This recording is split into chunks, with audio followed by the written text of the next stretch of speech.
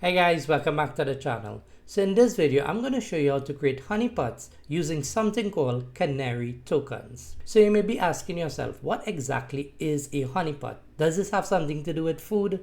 And the answer is no, right? It's not honey as in food or dessert we are talking about. When we say honeypot, we're referring to a decoy system or network designed to lure cyber criminals away from legitimate parts of your company's network or other systems, right? So if we take a look at this graphic here, we'd see here we have an attacker, and this would be, a traditional computer network, right? So honeypots are designed, as we said, to lure cyber criminals away from legitimate parts of your network. So we have various options where we could place honeypots in our network or throughout our organization. In this graphic, we have two honeypots. We notice we have one placed right before the firewall device and another one placed right before the servers. The reason for this, we are hoping once the attacker tries to gain access to the firewall, it would essentially be caught up in this honeypot. So the attacker does not know it's in a honeypot, but the attacker would be thinking that they're actually logging in to your firewall device, or they're attacking your firewall device, not knowing that they're actually in a honeypot environment. Once they land in that honeypot environment, so once they trigger that honeypot environment, it then sends an alert to the security team, letting them know that we have some sort of unauthorized access taking place. You then, as a security professional, would then be able to, choose your relevant response mechanism in order to deal with this would-be threat. Again, here we see we have another honeypot right before the servers. The logic in this is that when the attacker gains access, if they do gain access to the network, they would then trap themselves in this honeypot device instead of the legitimate servers. Once that happens, it sends you an alert, and then your incident response plan would take place, right? And setting up honeypots, we have several different ways of doing this. You could purchase a physical honeypot appliance, right? They are devices just like you have routers and switches. You could purchase these devices and place them at strategic points in your network. However, these devices are usually very expensive, right? And only like large enterprises would tend to, pay the premium, for a device such as this. Luckily, in this video, I'm going to show you a simple and free way where we could set up honeypots using something called CanaryTokens. So these CanaryTokens are fantastic, and as you'll see here shortly, they could be placed in various parts of your organizations, such as web applications, network shares, web servers, local PCs, etc. And the purpose of these CanaryTokens is one, they act as legitimate files and devices, etc. But once they're accessed, similarly, they would send a notification to you letting you know that some sort of unauthorized access is taking place, and you would then follow through with your incident response plan. Alright, so enough talking. Let's jump into the technical part of this video. So first of all, we want to head over to this site, CanaryTokens.org. And I'm going to leave a link for it in the video description, so you don't necessarily need to type out that URL if you don't want to. But when we get to the site, we'd see there's a variety of different CanaryTokens that we can use, right? I'm currently on the All tab. We could also go to the specify type of CanaryToken we want. So if we hit on Microsoft, here we'll see there are specific CanaryTokens just focus on Microsoft resources, right? So here we have get an alert when a suspicious Windows command is run, right? We could generate a CanaryToken for that. And if we hit on the question mark there, it actually shows us how this works, right? So as we could see, how does this work? It shows you create a Windows registry file, you deploy it, and we send you an alert once the attacker runs this command. So we'll actually be using this, demonstrating this. So I'll show you a little bit more about that here shortly. Here's another one. We could get an alert when the attacker accesses a file in the fake system. You could create a fake system directory here, right? Once the attacker accesses that, you could get an alert. Also, we could get an alert when an attacker opens a Microsoft Excel document. So say, for instance, you want to set up this fake Excel document saying financial records or payment information, etc. That's what you could do with this Excel file. Similarly with the Word file. So once you generate this file, you download it and you store it in whichever location you want to, and the attacker opens that file, you would be alerted. So yeah, a bunch of different Windows ones.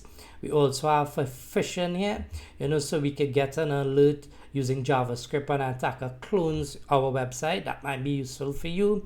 We could also get an alert when an attacker phishes your Azure Entra ID login. This is an interesting one since I know a lot of organizations use Entra today. We also have cloud specific Canary tokens for AWS to get an alert when an attacker uses your AWS API key, Azure, and also Kubernetes here, right? We could get a alert for this as well. Database, so we could get alerts for MySQL Server, and we have others here, for various other things, such as when someone tries to use a fake credit card, we would have set up, scan a QR code, etc. Right, so I wanna demonstrate some of these here for you today, and feel free to check out, when you have the time, check out the website and test a couple of them yourself. It's completely free to use. All right, so first up, I want to test the one that says Word document, right? Create a Canary token for this Word document. So if you're not sure what exactly it does, again, you could click on the question mark and it kind of lets you know what happens here, right? So it says drop the provided file on a Windows network share, leave the file on a web server in an inaccessible directory to detect web server breaches, attach the file to an email with a tempting subject line. So we have a couple different uses we could use this for, right?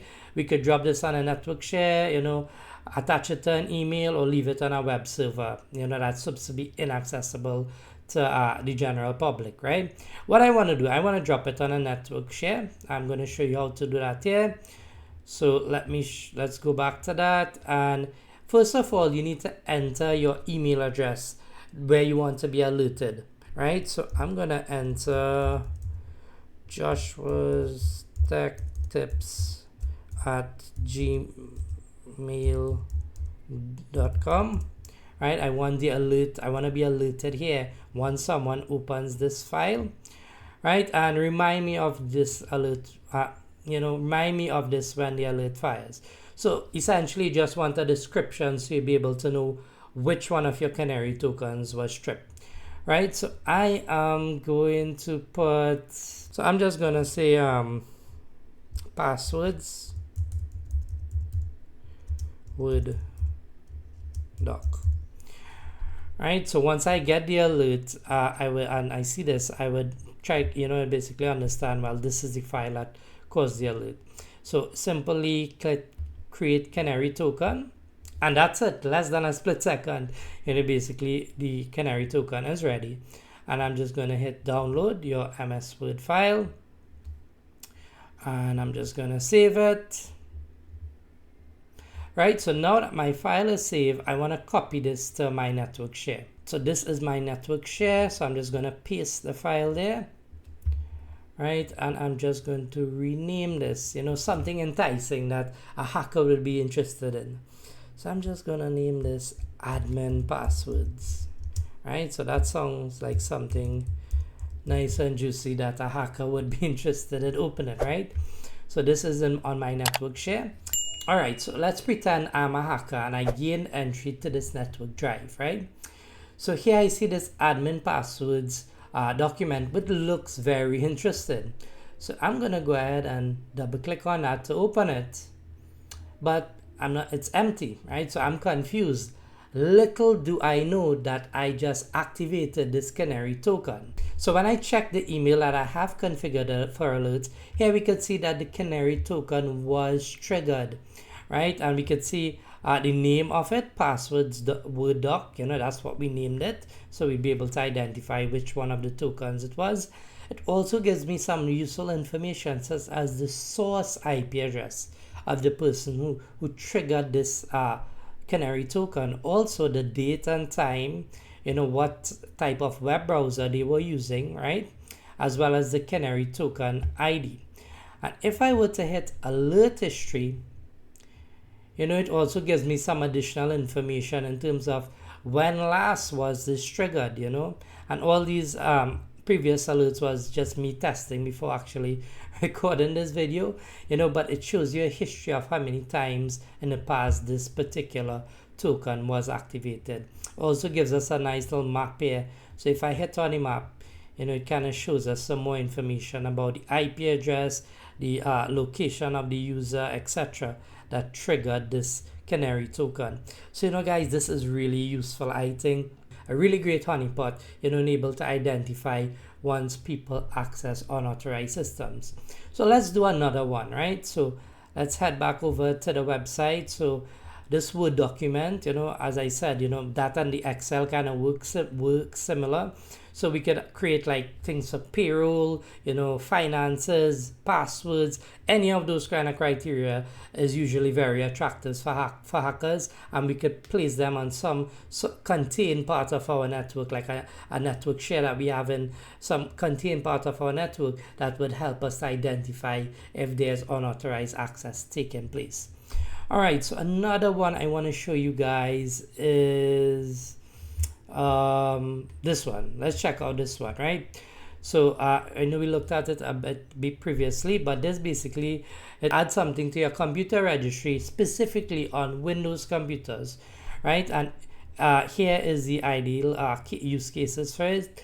Once it executes, once the hacker runs one of these commands. So say for instance, let's set up a scenario. Say the person is able to log into your file server, or some sort of Active Directory server, right? Those would be Windows-based computers, right? And most likely they'll try to run one of these commands, right? Who am I, etc., to try to figure out what type of privileges they have on the machine, right? So what would happen essentially, you could tie one of these commands to this registry edit. So whenever someone tries to run this command, you would be alerted. So when the hacker tries to run, who am I?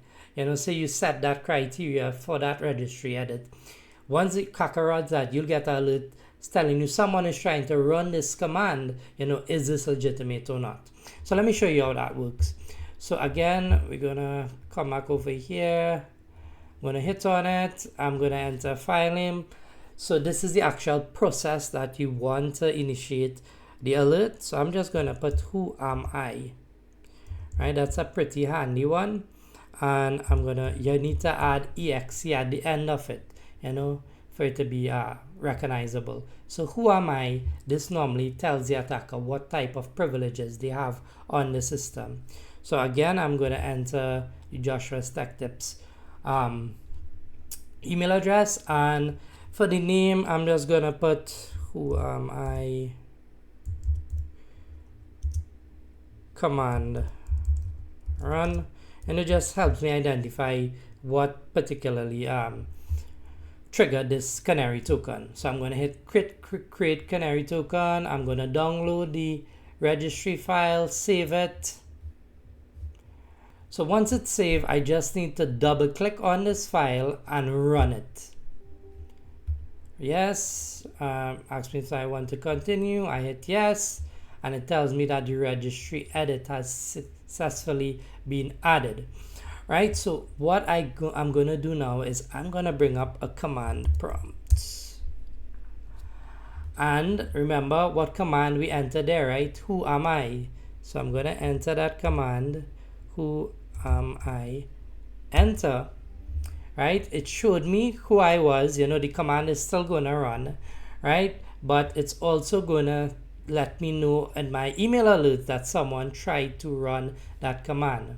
So let me head back over to my inbox, and sure enough, here we could see that the token was triggered, right? So here we could see that the who am I command run, that was the name of the token, right? And it was triggered by this IP address, this date and time, and which computer it was executed on, right? Again, we could go to the alert history and get some more information there. So you see how flexible these Canary tokens are. You could place these at various points in your network to help you to be able to identify, when any type of unauthorized access is happening. All right, so let's do one more. So let's try something a bit different. So let's try this credit card one. If we hit the question mark, here it says we give you unique details. So you give you unique credit card details. You place it somewhere, wherever you want, and we send you an alert once that credit card is used. Right, so it basically generates fake credit card details for you, and you can use any name or address associated with the credit card, right? And you would get an alert once someone tries to use that credit card details anyway. So what I am going to do, I am going to go back, and I believe this has a test environment where you could actually test it on the website itself instead of having to pretend to make a purchase, right? So so here we're going to enter back our email address for the alerts, and just say fake credit card, right? But for your use case, you could put credit cards stored in this database, etc., so you'd actually know where the credit card information was pulled, which would help you narrow down which part was compromised in your network. So you could also add a webhook notification here with this and the others I showed you as well, but for this case, we're just going to leave it as just that email there.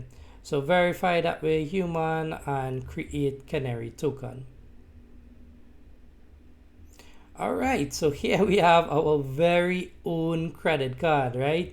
It gave us the details there, our credit card number, our CVV, the 3 digits there, our expiry date. And remember, it said that we could change the name and we could change the name for it. So it doesn't matter which name we use. We could use any name and address, right? It would still be triggered and send us the notification. So we have the option, we could download the credit card or we could test the credit card. So I just want to test it here because they do a test on there in the environment itself. So let's hit test credit card. So it brings up this page here, right? We'll generate a fake transaction that will trigger alert notification for this token. So say the attacker has my credit card info, they entered it here and they hit paid, right? Once they do that, payment receive, right? And let's see now if we got a notification for that.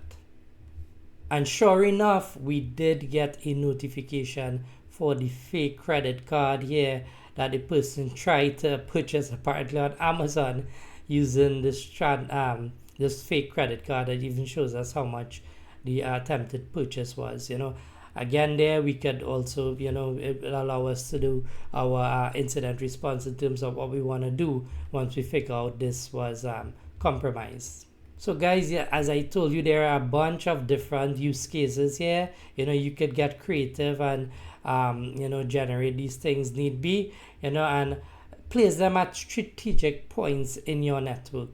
So once it's that's what security is about, right? Defense in depth. Right, multiple layers of security. So you can have one of these as a file located similarly, but I had it on a network share. You could have one on one of your servers, like in the registry edit that I showed you. So if they compromise the server or a fake server or whatever, at least you'd be able to get the notification there.